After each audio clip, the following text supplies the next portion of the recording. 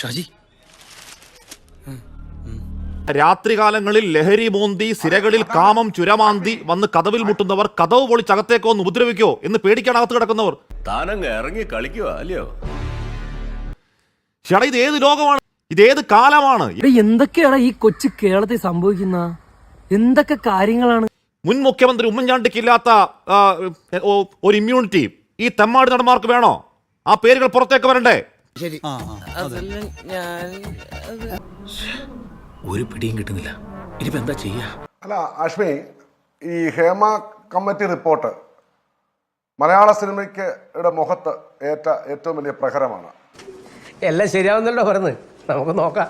പക്ഷെ ഇത്ര സംഘടിതമായി, ഇത്ര വ്യവസ്ഥാപിതമായി പ്രവർത്തിക്കുന്ന മറ്റൊരു നാണംകെട്ട മേഖലയുണ്ടോ?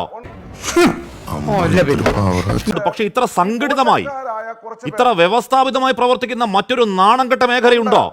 കുറെ നാളായിട്ട് വെച്ചിട്ടുണ്ടെന്ന് നമ്പീശൻ എന്നോട് പറഞ്ഞതല്ലേ. സമൂഹത്തില് എല്ലായിടത്തും പോലീസ് സ്റ്റേഷൻ ഉണ്ട്, മുക്കിന് താലൂക്ക് അടിസ്ഥാനത്തിൽ കോടതികളുണ്ട്. എന്നിട്ടും ഇവിടെ കുറ്റകൃത്യം നടക്കുന്നില്ലേ? എനിക്ക് മനസ്സിലായില്ല. എനിക്കും മനസ്സിലാവുന്നില്ല. എനിക്ക് എങ്ങനെയല്ലേ ഈ അസുഖം മാറ്റത്താ? പ്രധാനപ്പെട്ട പ്രശ്നം സിനിമാ മേഖലയിൽ നിൽക്കുന്ന ഈ പറയുന്ന ശരീരം കൊതിച്ചു നിൽക്കുന്ന ആക്രമിക്കാൻ വരുന്ന തെമ്മാടി പട തന്നെയാണ് എന്ന് ജസ്റ്റിസ് പറയുകയാണ്. സജി, ഇയാളാള് കൊള്ളാലോ. അഭിനേതാവ് എന്ന മേലങ്കി കാണിച്ച് പുറത്ത് മാന്യന്മാരെ വിലസുന്നവരുടെ മുഖം മൂടി ചീന്തി അവരുടെ പേരുകൾ പുറത്തു വിടണം. അത് തന്നെയല്ലേ സജിയുടെ നിലപാട്? അയ്യേ, ഇവിടെ കൊച്ചു പിള്ളേരെ കൊള്ളതല്ലേ, അവരുടെയൊക്കെ മുമ്പ് വെച്ച് വേണ്ട. അവർ തെറ്റ് ചെയ്തു എന്ന് തെളിവ് സഹിതം സമർത്ഥിക്കണം. ആരോപണം ആർക്കും അതിനെ ഉന്നയിക്കാം. എനിക്ക് ആഷ്മിക്കെതിരെ ഉന്നയിക്കാം, ബൈജു കൊട്ടാരക്കരയ്ക്ക് എനിക്കെതിരെ ഉന്നയിക്കാം. അതൊക്കെ അടിച്ച് ഞാൻ പൊട്ടിച്ചേനെ.